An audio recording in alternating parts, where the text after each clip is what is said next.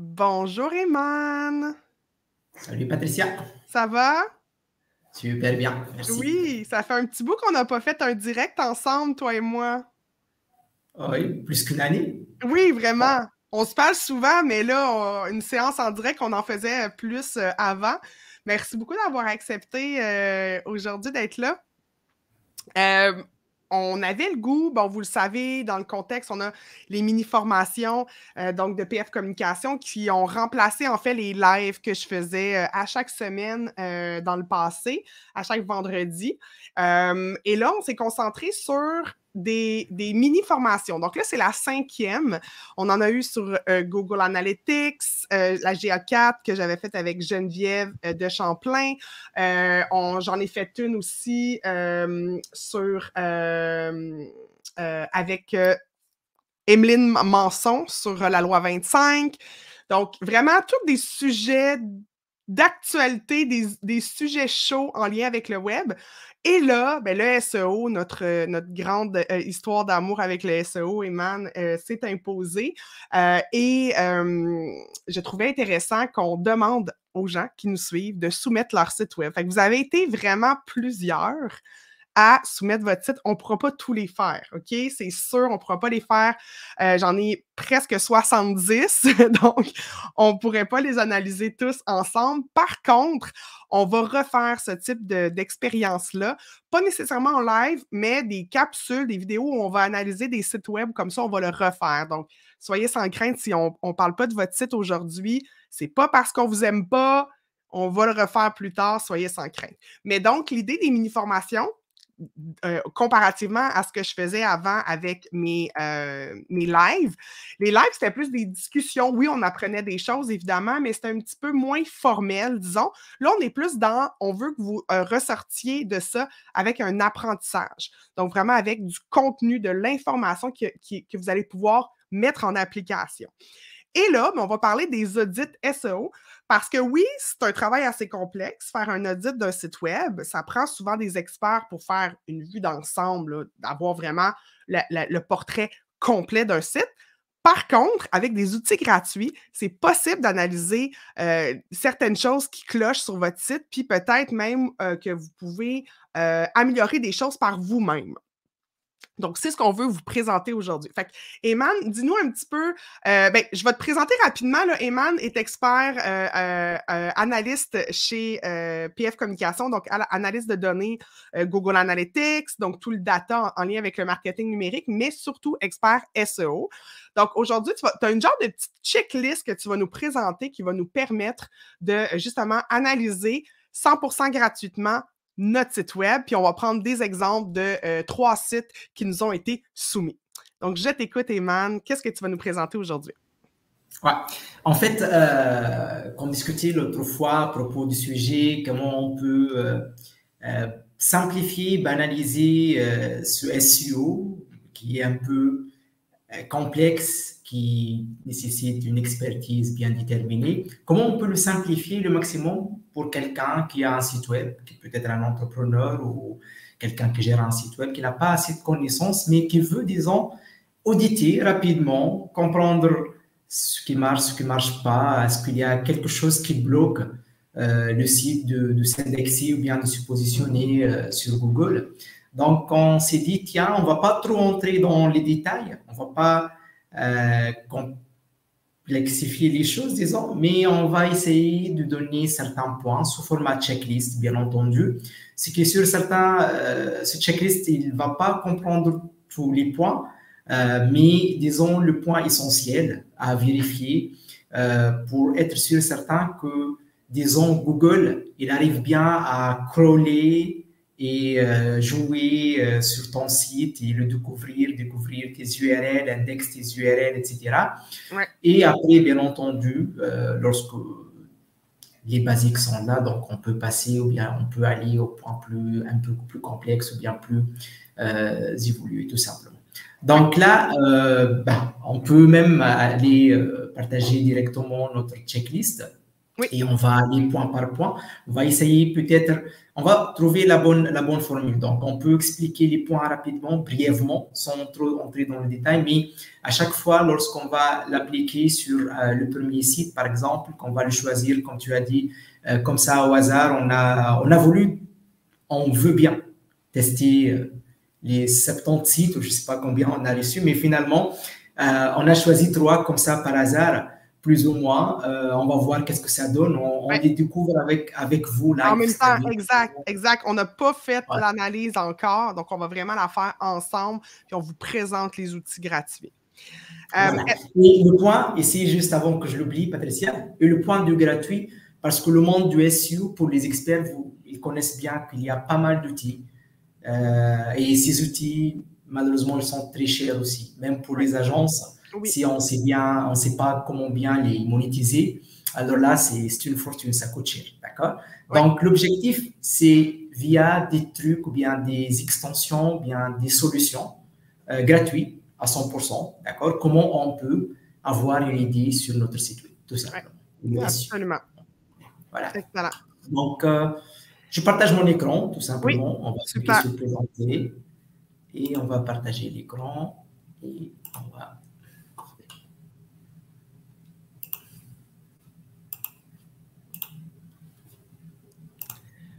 Voilà. Parfait, je l'ai.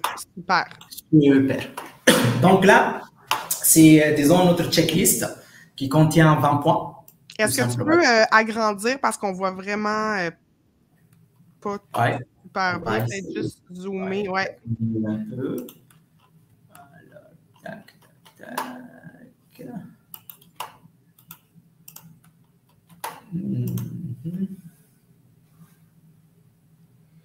Peut-être juste zoomer là, en haut, là, tu sais, où c'est écrit 100%. Oui, j'ai essayé avec, on va mettre un 125. Oui, c'est ça, parfait. Non, c'est parfait. Oui, c'est bon. Ouais. On va laisser comme ça, tout simplement, d'accord? Oui, oui.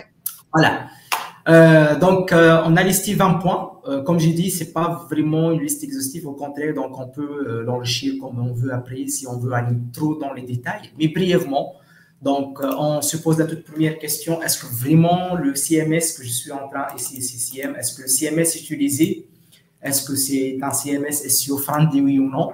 Donc, on va voir la plupart des sites qui sont inscrits pour l'examen aujourd'hui. Donc, la plupart sont des sites en WordPress, je pense. Mais j'ai vu aussi des commentaires des gens qui ont des sites en Squarespace, qui ont des sites Webflow, peut-être Shopify. Donc, les CMS les plus connus, peut-être aussi un site fait maison carrément, c'est-à-dire from scratch en HTML ou bien en PHP ou autre. Mais finalement, par rapport au point du fait, est-ce qu'il y a un CMS SEO friendly et un CMS qui n'est pas SEO friendly? Disons que d'une façon générale, les CMS les plus...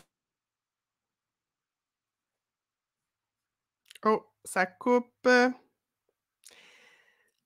Ayman, est-ce que tu es là? CMS, c'est un Content Management System, tout simplement. WordPress, c'est un CMS. Shopify, c'est un CMS. Webflow, c'est un CMS. Squarespace, Wix. Donc, ce sont des CMS, d'accord? Voilà. Donc, le point... Ayman, peux-tu m'envoyer la liste? Est-ce que tu peux juste me copier-coller, la partager? Oui, c'est ça.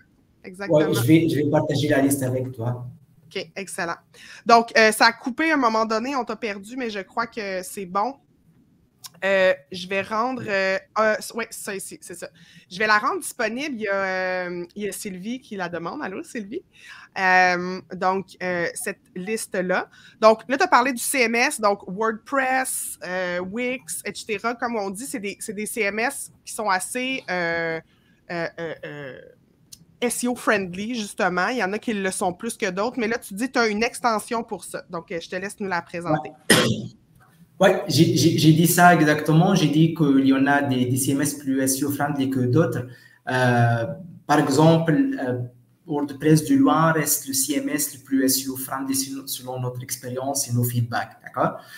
Parce que vraiment la communauté, l'histoire donc des extensions comme par exemple Yoast pour les gens qui connaissent Yoast ou bien Rank Math. Donc ces genres d'extensions, ils nous permettent de faire pratiquement 99% des optimisations SEO possibles. Donc là, par rapport à WordPress. Par contre, le genre Squarespace, Webflow, ils ont développé donc leur CMS en tenant compte du fait qu'il faut bien qu'il soit SEO friendly, mais malheureusement, jusqu'à date, il y a certains points qu'on ne peut pas l'optimiser sur Webflow et sur Squarespace. Par exemple, la vitesse de téléchargement de la page ou bien du site d'une façon générale. Toujours, il y a un certain problème. On n'a pas la main à 100% pour aller optimiser un site Webflow ou bien un site Squarespace pour la vitesse. Par contre, pour WordPress, alors là, on a toutes les possibilités, que ce soit par les extensions, que ce soit en allant jouer directement dans le code si nous avons une expertise du développement, ou bien on demande à notre développeur, etc. Donc ça, c'est le point de CMS, etc. Ben là, bien entendu, je suppose que quelqu'un qui a un site web, c'est sûr, certain, c'est très bien, c'est pas le CMS. Mais on vous recommande ici une extension Chrome qui est gratuite, qui s'appelle Webalizer, d'accord? Donc, tout simplement, juste, vous allez venir ici dans Google et vous allez chercher ou bien taper extension Chrome Webalizer. Bien entendu, ici, il y a beaucoup des extensions. Je ne dirais pas que c'est la meilleure extension, mais c'est l'extension qu'on utilise, nous, en interne, et on trouve que c'est une extension qui nous donne assez d'informations. Ouais.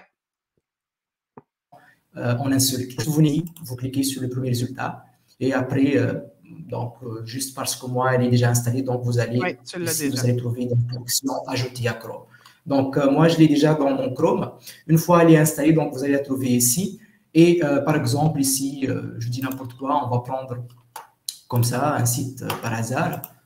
Donc, on va copier ce site. On va le coller ici. Donc là, c'est un des sites qui nous a été soumis. Oui, je l'ai pris de la liste, d'accord? Ouais. Donc là, tout simplement, si je clique ici sur Webalizer, donc je vois rapidement qu'il s'agit d'un site WordPress. Le CMS utilisé ici, c'est WordPress. Donc ça, super. Pour quelqu'un, peut-être les gens qui nous suivent, peut-être il y en a des pigistes, des freelancers qui font du SEO, bien qui font du développement ou qui ont besoin de détecter rapidement c'est quoi le CMS utilisé sur un site. Oui, exact. Donc ça, c'est une première information qui a du poids. Excellent. Ton deuxième point dans ta checklist. Voilà, donc on passe au deuxième point. Est-ce que mon site est indexé dans Google? Il se peut. Super important. Il se peut que nous avons déjà un site qui date de quelques années, d'accord? Et de quelques années, mais il se peut aussi qu'on trouve que Google, il n'a jamais crawlé notre site, il n'a jamais rendu visite. Donc là, ça peut arriver finalement. Alors là, c'est réellement une histoire d'horreur qu'on a déjà vue où un site était complètement bloqué par Google. Parfois, c'est parce que on a rendu, c'était intentionnel au départ, parce que quand tu construis ton site, tu ne veux pas nécessairement que Google puisse aller l'indexer, mais il y a une petite case à cocher dans WordPress notamment, mais dans les autres CMS aussi, qui fait en sorte qu'on vient débloquer le site puis que là, on le rend accessible. Mais parfois, il y en a qui l'oublient, cette étape-là. Et ce que ça fait, c'est que non seulement le site, il ne peut pas être en première page de Google, il n'est pas du tout connu par Google. Fait une des astuces, tu vas nous la montrer, c'est super facile pour savoir qu'est-ce que Google voit, connaît, sait de mon site. Tout à fait. En fait, l'option qui existe dans WordPress, et c'est sûr, il y en a dans quelque chose de similaire sur les autres CMS, c'est que cette option, on la coche lorsqu'on ne veut pas que Google crawl ou bien rend visite à notre site, le crawl et l'index. Pourquoi? Parce que nous sommes en mode développement. Notre site n'est pas encore prêt pour le lancement live. Alors là, l'erreur, c'est que lorsqu'on va lancer le site et on va le pusher en ligne, on oublie, ou bien le développeur oublie de revenir pour décocher cette option qui interdit aux moteurs de recherche, y compris Google bien sûr, d'indexer le site ou bien de crawler le site. Donc ça, c'est parmi les erreurs communes qu'on voit pour pas mal de sites. D'accord?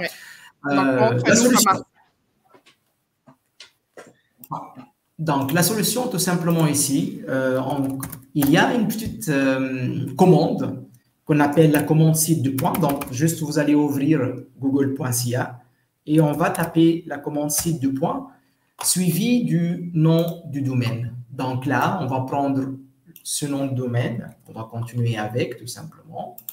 On va venir ici, on va le coller et idéalement, vous enlevez la partie HTTP, HTTPS, etc.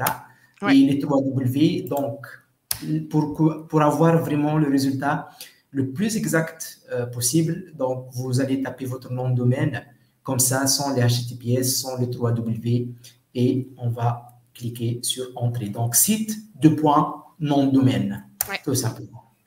Voilà. Donc, il nous demande notre position. Alors là, qu'est-ce qu'on voit ici? Pour Google, il trouve pratiquement dans les environs de 310 résultats avec le nom de domaine Securism et Queen ou quelque chose comme ça. Okay, avec ce nom de domaine, Google, il a 310 résultats indexés dans son moteur de recherche. 310 résultats, c'est-à-dire 310 URL. Ouais. D'accord? Voilà. Ici, un point, une petite remarque. 310, au moins, ça répond à notre question. Et la question, c'est quoi? Est-ce que mon site est indexé dans Google? Donc, oui, votre site est indexé sur Google. Ouais. Mais peut-être le chiffre lui-même, 310, il n'est pas exact à 100%. Donc, il se peut que réellement, c'est moins que 310, mais finalement, on est sûr et certain que le Google, il a déjà crawlé ce site, il a déjà visité ce site et il a indexé pas mal des pages donc, sur son moteur de recherche. Et voilà, donc vous pouvez crawler, défiler donc, pour avoir une idée sur la liste, tout simplement. Puis aussi, c'est de dire que s'il n'y a rien, donc s'il n'y a aucun résultat, puis que vous savez très bien que vous avez un site avec plusieurs pages, c'est là que vraiment il y a une problématique. Là. Tout à fait. Donc, nous, on va continuer avec 2-3 tests rapidement. Peut-être on tombe par hasard sur... on ne l'espère pas, bien entendu, mais voyons quelques tests. Donc, voilà, 18 résultats. Donc, excellent. Donc, un autre, absolument. Ouais, tout à fait. Donc là, à date, on ne rencontre pas de ce problème-là. Tu peux en faire un troisième.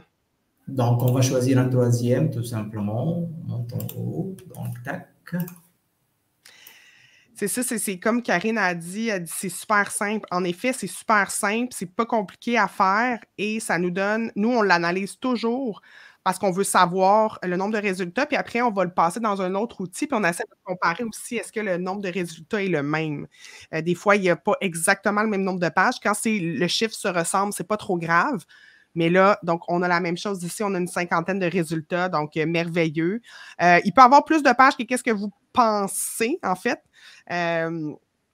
Mais c'est des URL. Donc, ce n'est pas nécessairement des pages de contenu sur votre site, mais c'est des URL. Fait qu'il y a d'autres choses qui génèrent des URL aussi sur un site web. C'est important de le savoir. Ça veut dire quoi, le nombre de secondes, Karine? Ben, en fait, c'est le temps que ça a pris pour retrouver. Donc là, c'est .18 secondes, je pense. Ouais. Donc, c'est très rapide, là. Ouais, c'était très rapide. En fait, ici, donc, comme on s'est dit, la checklist, c'est vraiment pour quelqu'un qui est débutant et qui veut tester certains points et répondre à certaines questions rapidement. Ouais. Mais comme la question qui était posée, donc là, c'est la toute première partie qui donne un élément de réponse qui dit que oui, mon site, il est indexé. Plutôt certains URL, c'est ça la bonne réponse. Certains URL de mon site sont déjà indexés chez Google. Mais donc ça va nous ramener vers d'autres questions secondaires qui sont super importantes comme question.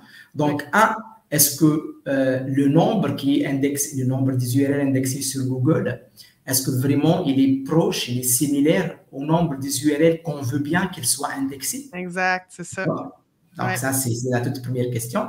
Et la deuxième, si on trouve le décalage, alors est-ce que vraiment on a des pages qui sont indexées et qu'on ne veut pas qu'elles soient, ou bien on a des pages qu'on veut bien qu'elles soient indexées, mais elles ne sont pas présentes sur le moteur de recherche de Google. Ouais. Donc, c'est comme ça qu'on commence à se poser les autres questions, tout simplement.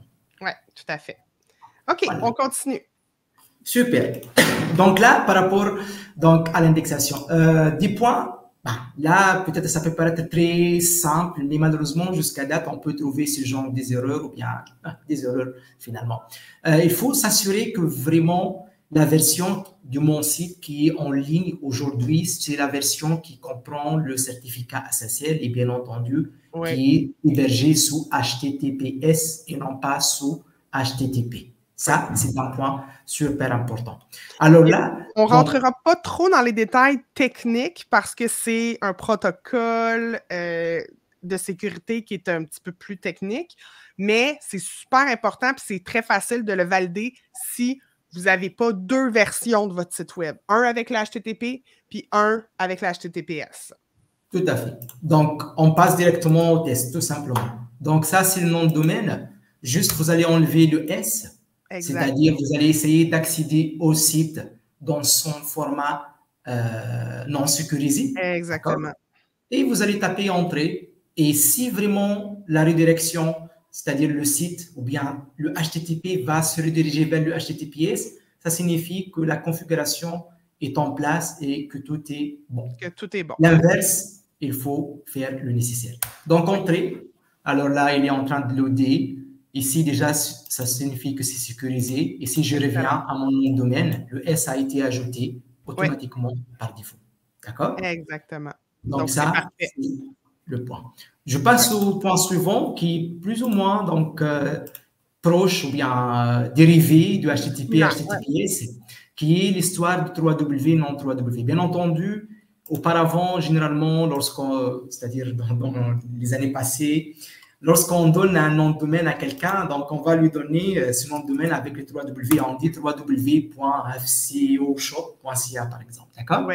Donc maintenant, en fait, pour Google, il faut avoir pour Google et pour un SEO optimisé, essentiellement. D'accord? Donc, il faut avoir une seule version indexée dans Google. C'est-à-dire soit la version avec 3W, soit la version sans 3W, direct. D'accord?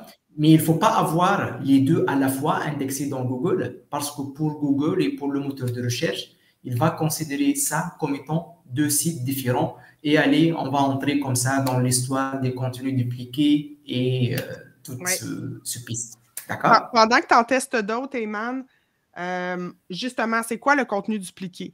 Le contenu dupliqué, là, on ne veut pas ça en SEO. On ne veut pas ça parce que ça signifierait qu'on a pris un contenu peut-être ailleurs, sur un autre site, OK? Puis ce contenu-là, il a déjà été indexé, hein, s'il a été créé avant nous, un concurrent, un compétiteur, mais c'est la même chose aussi, on ne veut pas se faire voler nos propres contenus, puis tu sais, les gens peuvent copier-coller le contenu n'importe comment. Bon, là, maintenant, avec ChatGPT, on peut le passer dans ChatGPT pour qu'il soit modifié, mais il va quand même beaucoup se ressembler. Donc, ça, c'est une erreur. Des fois, on se dit, mais j'ai pas de contenu dupliqué, j'ai pas copié d'une page à l'autre mon contenu. Mais non, mais si tu avais deux versions de ton site, c'est là que ton site complet y est dupliqué finalement. Voilà. C'est bien ça. Tu peux en tester peut-être un ou deux autres, c'est assez simple. On va tester celui-là avec 3W, puis on va choisir un autre. Donc, j'ai ajouté 3W. Je suppose que ce site va se rediriger automatiquement vers la version sans 3W. Donc, entrée. Voilà, donc automatiquement, voici le nom de domaine choisi par ce client.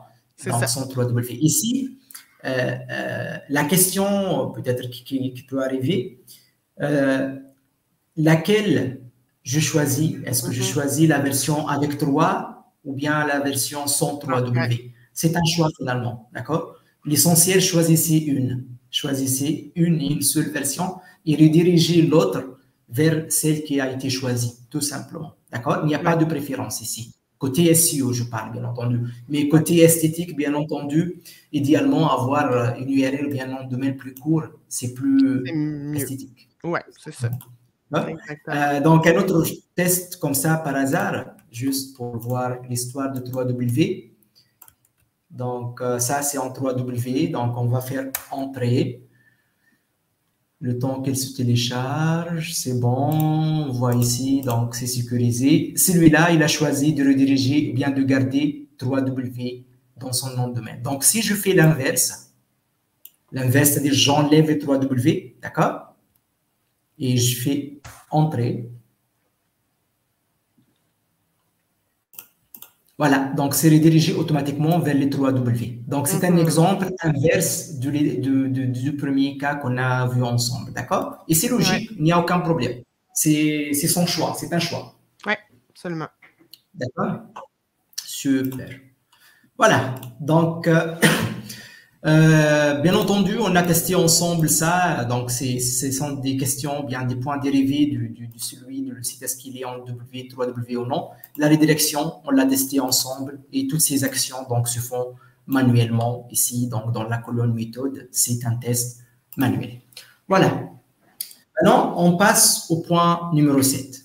Est-ce que le site web dispose d'un environnement de développement? Donc, ça, c'est par rapport à l'histoire de duplicate, par rapport à l'histoire d'indexation. Toi, Patricia, tu as parlé un peu de ce point au début.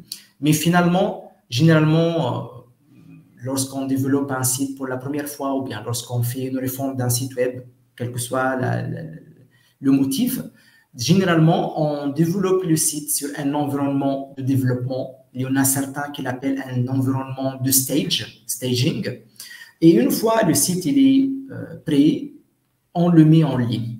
Donc là, il faut bien, comme étant un propriétaire du site ou quelqu'un qui a un site web, il faut bien savoir est-ce que vraiment, à part la version qui est en ligne, est-ce qu'il y a une autre version sur un environnement de développement? C'est super important.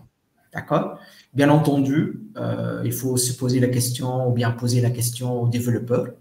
Pourquoi? Parce que le point 7 et 8 sont très reliés. Est-ce que l'environnement de test a-t-il été indexé par Google ou non? Donc là, on revient encore une fois à l'histoire de duplicate. C'est super important de ne pas indexer l'environnement de dev, sinon on va avoir un contenu en double sur Google. Et c'est comme si notre environnement de dev et notre environnement live vont entrer en concurrence, en compétition. Ils vont se cannibaliser. Et bien entendu, on veut pas ça. C'est pas bon du tout pour le SEO.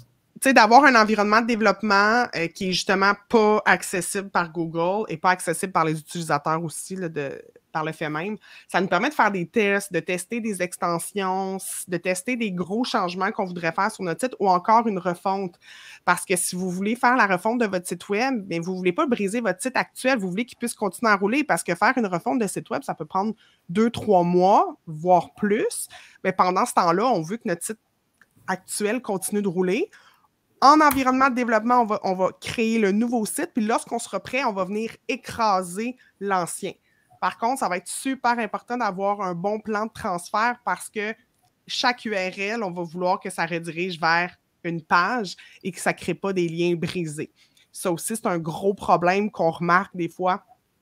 Des clients vont venir chez nous, ils ont eu une chute drastique de leur positionnement sur Google. Bien, c'est parce qu'il y a une refonte qui a été faite, puis la personne qui a procédé à la refonte n'était pas expert SEO, donc a remis un nouveau site en ligne sans se préoccuper si toutes les URL allaient retrouver leur chemin finalement, on peut dire ça comme ça. Et là, peut-être, donc, pour donner un exemple concret, des fois, donc, on met le site, on a fini la refonte ou bien le développement du site sur l'environnement dev, on l'a poussé en ligne, il est live aujourd'hui, mais on a ce qu'on appelle les liens internes sur nos différentes pages. On oublie, par exemple, de modifier ces URL internes ou bien ces liens internes.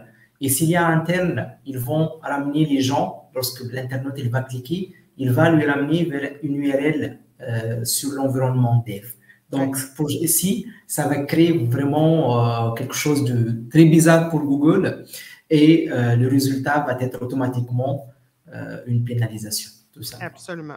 Oui, voilà. Exact. Je vais juste aller voir dans les questions. Il y a Sylvie qui demande, elle dit, qu'est-ce qui se passe quand on fait une mise à jour ou une refonte de notre site? On a peut-être répondu un peu à ta question, sinon peut-être préciser, Sylvie, s'il te plaît. Puis sinon, Karine a dit, les robots sont vraiment bons pour déceler ça. J'avais copié exactement un de mes posts sur Facebook pour le mettre sur un autre de mes comptes et on m'a bloqué pour quelques jours. C'était pourtant mon propre contenu. Ben c'est ça, tu vois, les algorithmes, les robots, que ce soit pour les réseaux sociaux ou pour des moteurs de recherche, sont très, très forts, en effet. OK. Ensuite, oui, est-ce que... Donc, je te laisse poursuivre, Eman. Oui, tout à fait. Donc là, le point, on a atteint le point 9, je pense. Est-ce que mon site est relié à un compte Google Search Console? Voilà. En tout cas, Google Search Console, c'est un outil gratuit. Et vraiment, c'est un outil gratuit plus c'est une mine d'informations. C'est rarement qu'on trouve un outil gratuit et qui a beaucoup d'informations qui peut aider à améliorer notre positionnement et notre SEO. Oui. L'idée, c'est quoi? L'idée, c'est que n'importe quel site web, obligatoirement, si on veut bien travailler et suivre l'évolution du SEO de ce site, il faut le relier à un compte Google Search Console. Et là, j'ai une petite collègue aujourd'hui en passant. Salomé. Mais ma belle amour, il va falloir continuer de travailler. OK? Je te laisse continuer, Man. Super. Donc là, j'ai dit que le site, n'importe quel site, il faut le relier à Google Search Console. Et là, donc, peut-être pour que vous compreniez de quoi il s'agit, donc on va juste taper Google Search Console ici, dans notre navigateur. Toujours, c'est le premier résultat. On va lui dire commencer. D'accord?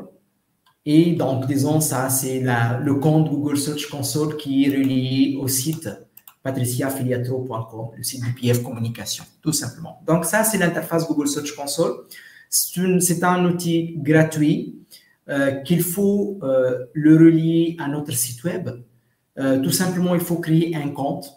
C'est assez facile, c'est assez simple. Comme je vous ai montré, juste vous tapez Google Search Console comme requête de recherche et vous allez tomber sur une interface plus ou moins similaire à celle-là, mais bien entendu, ça, c'est un compte déjà créé, mais vous allez suivre toutes les étapes pour créer ce compte. Ce qui est important, c'est que cet outil, une fois il est relié au site, il va commencer à collecter certaines informations.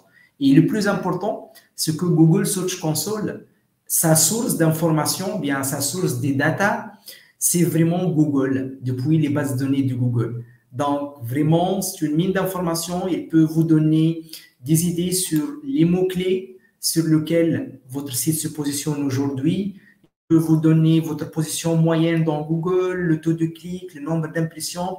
En tout cas, on ne veut pas trop entrer dans les détails parce que Google Search Console, c'est une session de formation à part. Mais juste retenez bien qu'avoir un compte Google Search Console relié à ton site signifie que vous prenez le contrôle de votre site en termes de SEO. C'est une mine d'informations. Si vous voulez avoir une idée sur les requêtes, les pages, les positions moyennes, l'histoire de HTTPS, pas mal d'informations dans Google Search Console. Il faut être sûr, certain et vérifier que votre site est relié à un compte, tout simplement. D'accord? Ouais, tout à fait. Voilà. Excellent. Comment dirais-je donc? Le suivant, c'est Google Analytics GA4. La même chose. Donc là, Google Analytics GA4, en tout cas, ici, malheureusement, on n'a pas la possibilité pour détecter est-ce que l'un des sites dans notre liste, donc, il a ou non un compte Google Search Console. Parce que si vous vous rappelez, lorsqu'on a fait, par exemple, je vais faire cet exemple. Donc, lorsqu'on a fait la requête site 2 points et on a mis un nom de domaine ici, il nous a affiché par exemple les résultats, mais ici, il dit, êtes-vous le propriétaire de ce site? Obtenez des informations détaillées sur l'indexation et classement de Google si vous vous connectez à Google Search Console. Donc, par défaut, en faisant cette commande, en tapant cette commande, toujours Google va vous recommander d'aller créer un compte Google Search Console. Mais là, même si vous avez un compte Google Search Console, c'est-à-dire on ne peut pas valider avec une méthode, bien une façon, si vraiment Google Search Console est relié à votre site ou non.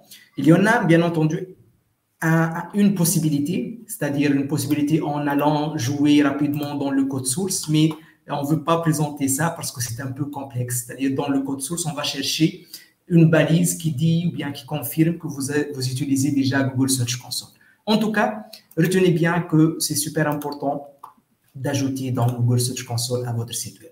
Et c'est super important aussi d'utiliser dans Google Analytics GA4 et de relier à votre site web. Ouais. Pourquoi? Là, tout simplement, les informations que vous allez trouver dans la Google Search Console et les informations que vous allez trouver dans la Google Analytics GA4 vont être complémentaires. C'est sûr, il y en a certaines métriques qui sont plus ou moins proches, mais retenez bien que ces deux outils ne collectent pas les informations de la même façon. Donc, c'est pour cela que j'ai dit que ce sont deux outils complémentaires. Ouais. L'importance de Google Analytics GA4 par rapport à Google Search Console, c'est que Google Analytics, il te donne les sources de trafic. D'où viennent les gens qui ont visité ton site pendant les 3 derniers mois, par exemple?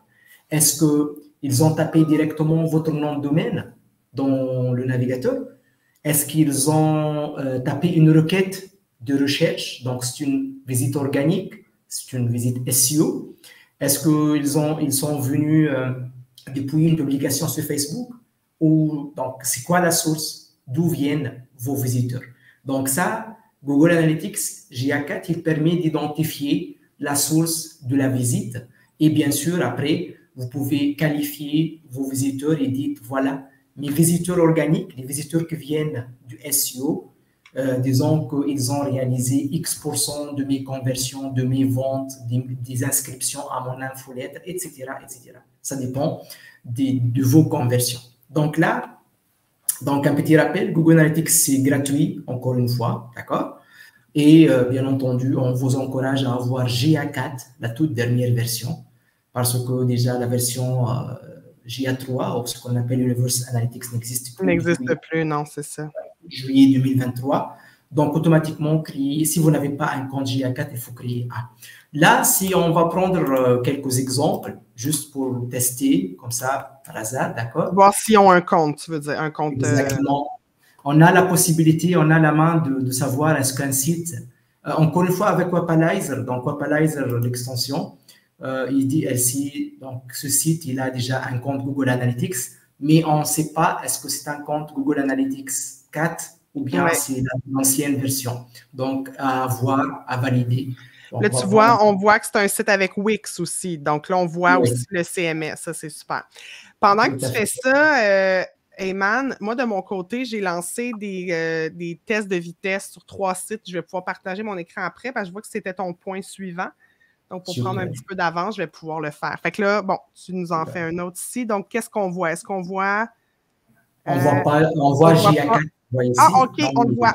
Excellent. Voilà, donc, GA4. Ça, c'est merveilleux. Voilà, donc, rapidement, donc on a ici même, on sait très bien c'est quoi le builder utilisé et le bakery autre, etc. Voilà. Il y a aussi, donc on a des informations sur les… Exactement. C'est vraiment une belle petite extension. Je vais partager mon écran, Ayman, si tu me permets. Là, ma fille est rentrée, la coquine, j'avais dit de ne pas me déranger, ça ne sera pas long. Je vais juste… OK, une petite seconde. Je travaille, ma belle. Ah oui. D'accord. OK, bye. Excusez, hein, c'est ça, on est en direct. Donc, OK, donc ici, on voit, j'ai mis le site, c'est lequel celui-là? C'est Collège Ostéopathie Sherbrooke. Donc, qu'est-ce qu'on a ici, Ayman? Je te laisserai… attends, je vais juste agrandir peut-être mon écran. Juste pour spécifier, là, ici, on est sur mobile et on clique ensuite et on va sur bureau. Je vais mettre le lien dans les commentaires pour aller tester. OK. Donc, dis-moi ce que tu remarques là, au niveau mobile pour ce site-là. Oui, tout à fait. Donc, on va commencer avec mobile. On a un score de 40 sur 100. Donc, ce qui est super important pour nous ici, c'est vraiment le premier score qui est noté performance. Ce n'est pas accessibilité ou bien bonne pratique ou bien SEO. Donc, ce sont d'autres points. Mais le plus important pour la vitesse, c'est le premier score. Exactement. Et bien entendu, là, il met une grille d'évaluation en bas. Il dit que de 0 à 49, c'est rouge. OK, ça signifie quoi? Ça signifie que c'est catastrophique. Catastrophique, plus ou moins. De 50 à 89, c'est orangé, jaune, donc on est au milieu, disons, d'accord? Supérieur à 90, ça signifie que tout est bon, c'est vert. Alors là, pour nous, en interne chez PR Communication, par exemple, supérieur à 75, 80 signifie que c'est correct. D'accord? Même des fois supérieur à 70 lorsqu'on est sous Squarespace ou bien Wix, parce que comme je vous ai dit au début, c'est pas comme WordPress où on peut tout optimiser. Non, Wix, Squarespace, Webflow, c'est un peu rush pour nous. Voilà, c'est pas aussi facile parce que eux, c'est quelque chose qui est déjà pré-développé. Donc, même les images, le CDN pour les images, etc. Donc là, c'est un score 40 sur 100 pour mobile. Donc, ça signifie qu'on est encore loin du bon score qui doit dépasser 70. En bas, qu'est-ce qu'il dit? Il nous donne certaines statistiques. Il dit donc le first, FCP, donc le Total Blocking Time, LCP pour Largest Contentful Paint. C'est vraiment trop technique, c'est pour le développeur, mais d'une façon générale, retenez bien que le développeur, lorsqu'il va essayer d'optimiser ces points qui sont en rouge, qu'est-ce qu'il va faire? S'il s'agit d'un site WordPress, il va aller éliminer tout ce qui est CSS ou bien JavaScript inutilisé. Exact. Le temps d'exécution.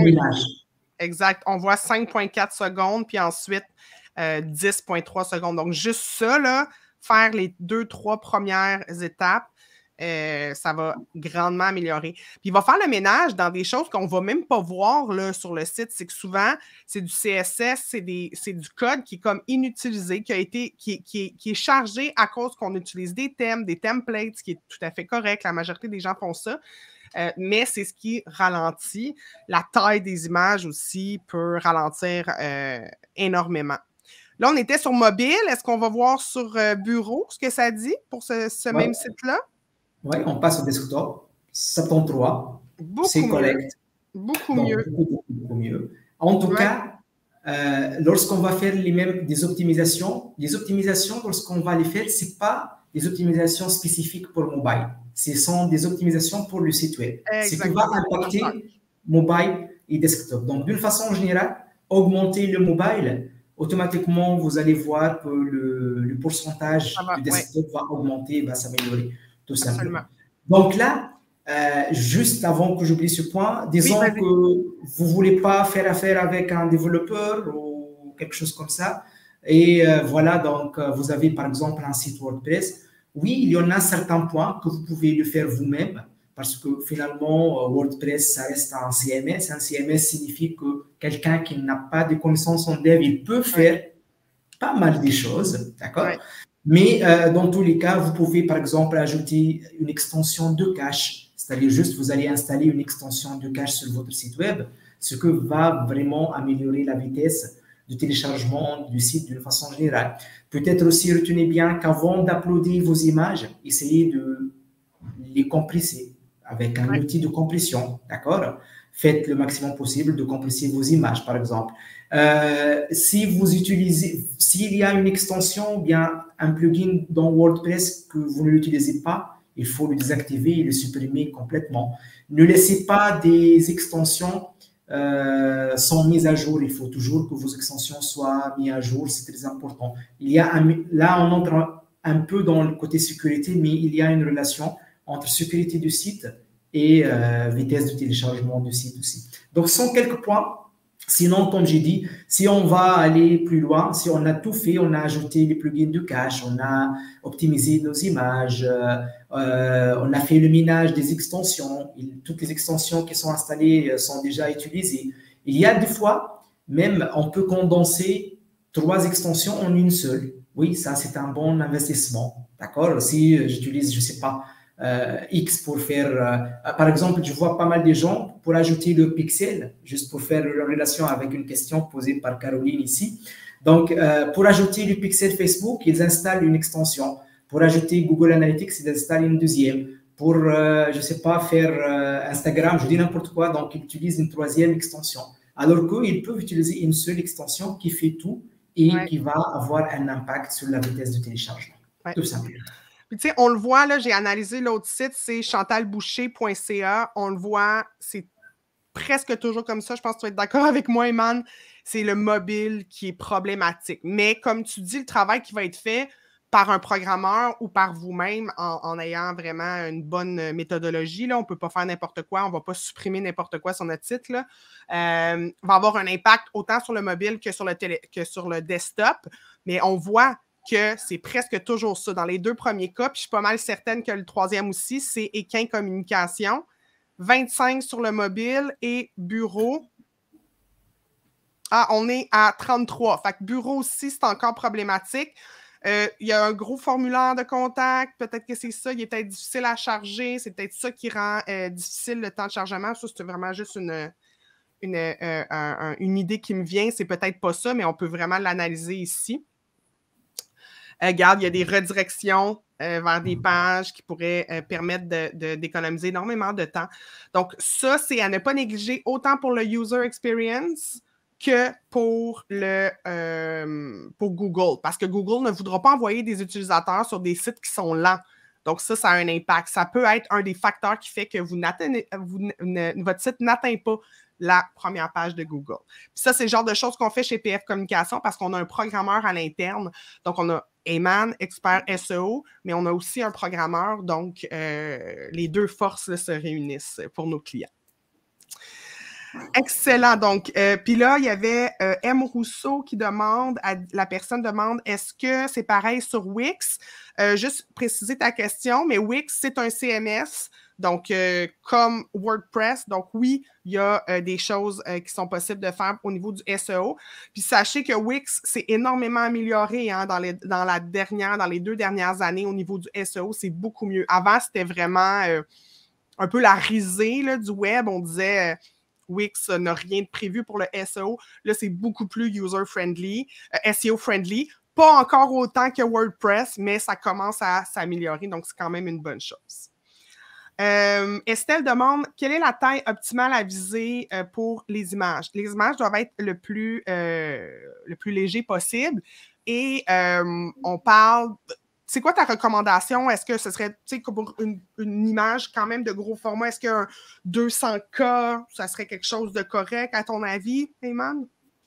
En fait, je donne la réponse de Screaming Frog tout simplement. Donc, c'est 100 kilos par image. Et ce qui est super important, 100 kilos, 150, 180, 200, on est toujours bon. D'accord? Oui. Mais il ne faut pas parler des poids en méga, du loin. Non. D'accord? Donc, comme ça, vraiment, c'est... Mais entre 100 et 300, d'accord? C'est correct. Ça reste toujours correct, tout simplement.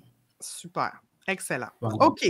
Ensuite, là, j'étais ici dans les sites. Je vais enlever mon écran. OK. Donc, dans tes autres points, Eman, qu'est-ce qu'on avait? Il nous reste 10 minutes. Super, je vais revenir, mais avant que j'oublie, Caroline, pour ta question concernant Facebook Pixel et Google Analytics GA4, il y a une grosse différence. Facebook Pixel, c'est pour la collecte des données pour Facebook. Mais Google Analytics, c'est pour la collecte des données pour Google. Et Facebook et les données de Facebook font partie de Google comme source. Après, tu vas comparer qu'est-ce que Google Analytics a enregistré et qu'est-ce que Facebook Pixel a enregistré et essayer de rapprocher les données. Donc, au contraire, avoir Google Analytics et Facebook Pixel, c'est très important pour faire la comparaison après. Ouais. Now Data pour Sylvie, si tu parles de Now Data dans Google Search Console, c'est-à-dire tu as récemment connecté ton site ou bien tu n'as pas encore connecté ton site pour Google Search Console. Pour Wix, j'ajoute un petit point pour Rousseau. Ce n'est pas comme les possibilités qu'on a sur WordPress, mais quand même, il y a certains points qu'on peut l'améliorer. Mais de loin, ce n'est pas maniable comme c'est WordPress. D'accord? Voilà. Alors, donc, on va... On revient à ta liste. Je vais juste essayer. Où suis-je? Comme de raison, j'ai plein d'onglets d'ouvert. As-tu ta liste, toi, sur ton écran? Oui, je suis en train de partager mon écran. OK, parfait. Je le remets. Merveilleux.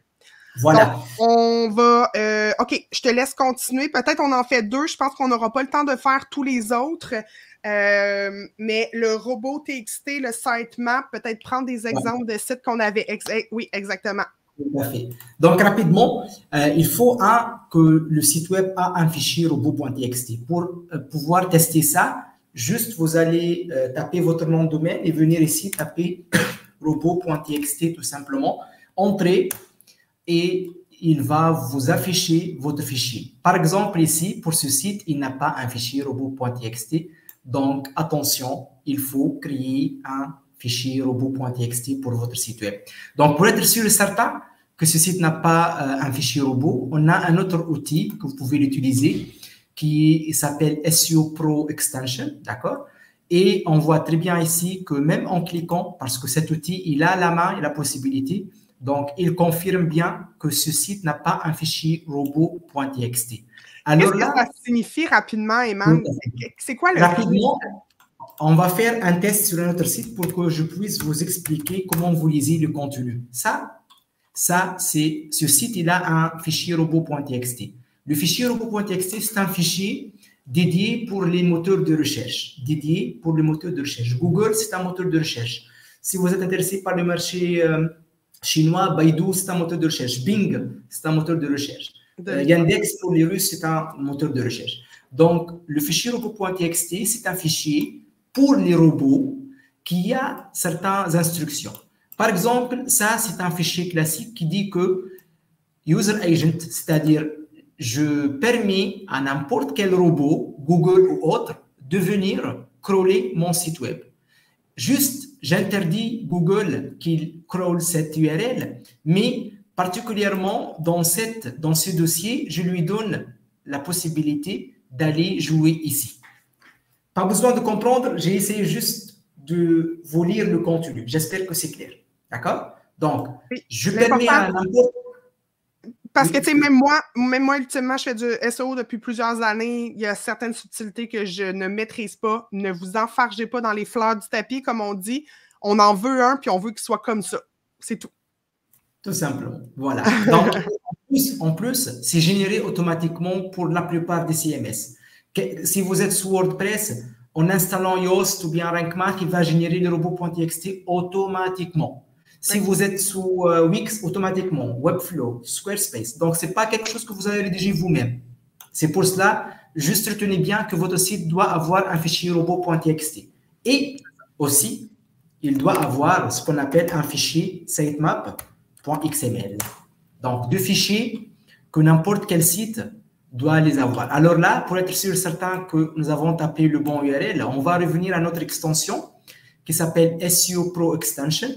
On va cliquer sur Sitemap et on va voir, voilà. Donc, c'est un site WordPress qui utilise Yoast, vous voyez ici. Et Yoast, il a déjà généré le fichier Sitemap automatiquement.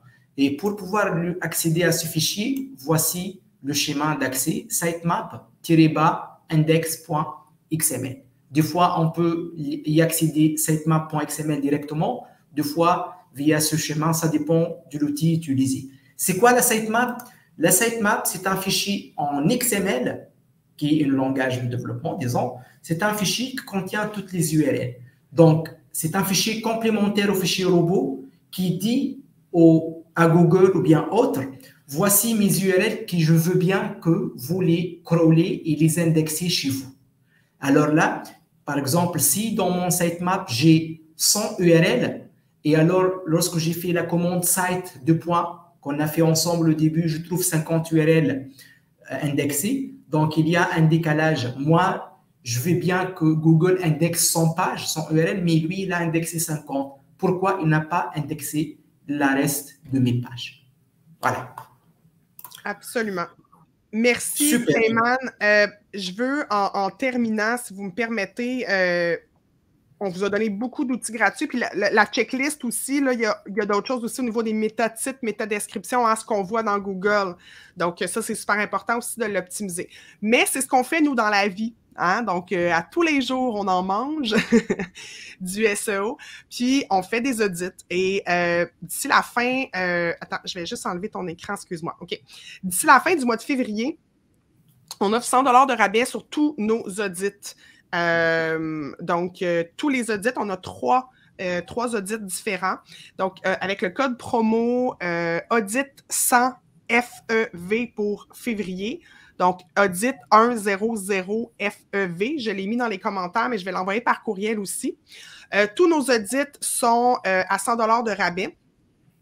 Et sachez que lorsque vous faites un audit, on vous remet un rapport complet de plusieurs dizaines de pages parfois, selon ce que vous prenez comme forfait avec nous, et vous allez avoir des pistes à mettre en place vous-même. Donc, on va analyser en partie ce qu'on a vu ici, mais bien d'autres choses, parce que là, on n'a même pas parlé des mots-clés, il y a plein d'autres choses à analyser.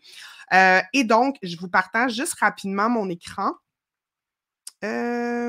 Oh, je l'avais déjà. Attends un petit peu. Arrêtez l'écran. Partager l'écran. Donc, on a 3 types d'audits chez PF Communication. Ils sont ici.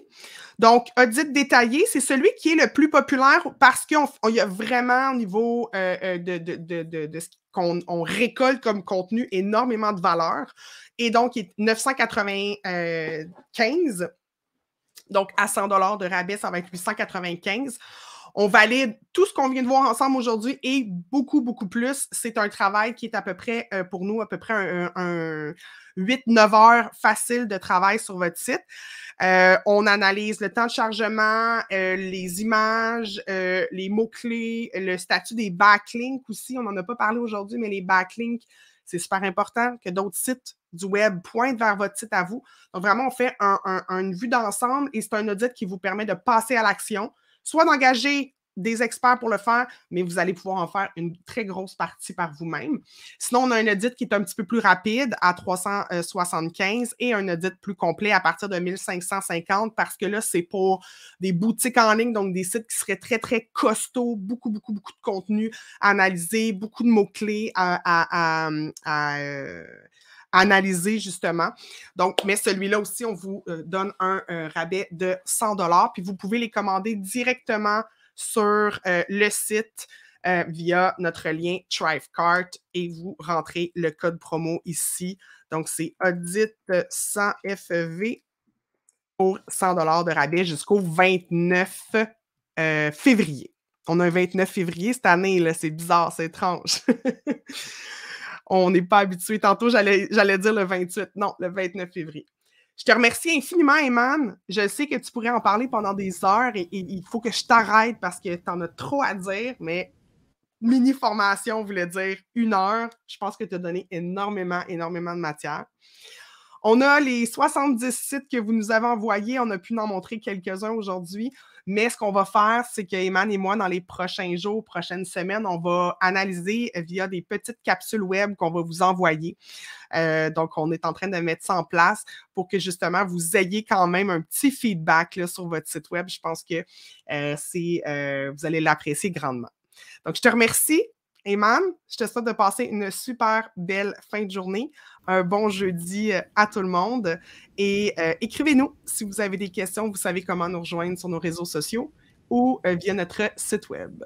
Donc, bonne journée tout le monde. Bye, merci Eman. Bye bye. Bye bye.